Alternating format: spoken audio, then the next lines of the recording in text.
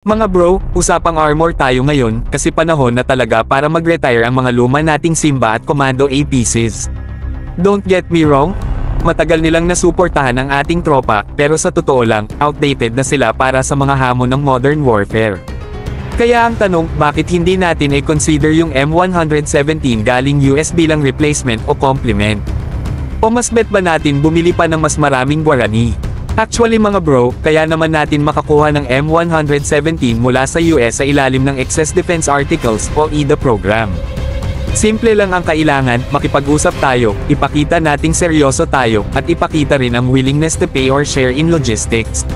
Ang Amerika nga, nagdi-dispose na ng ilang M117s kasi nagmo-move na sila sa mas bago nilang platforms.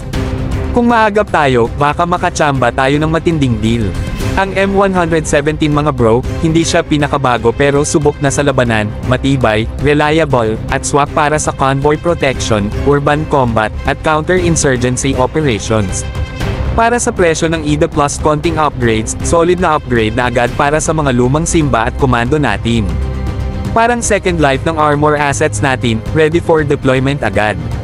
Pero eto na, pasok din ang Guarani, mas modern, mas high-tech, at long-term solution talaga kung modernization ang habol. Syempre, mas mahal din.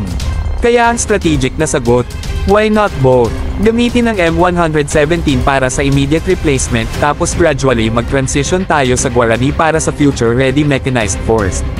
Smart mix kumbaga, hindi all-in sa isa lang. Dito papasok ang galing sa strategy mga bro, timing, logistics, at tamang ugnayan sa allies.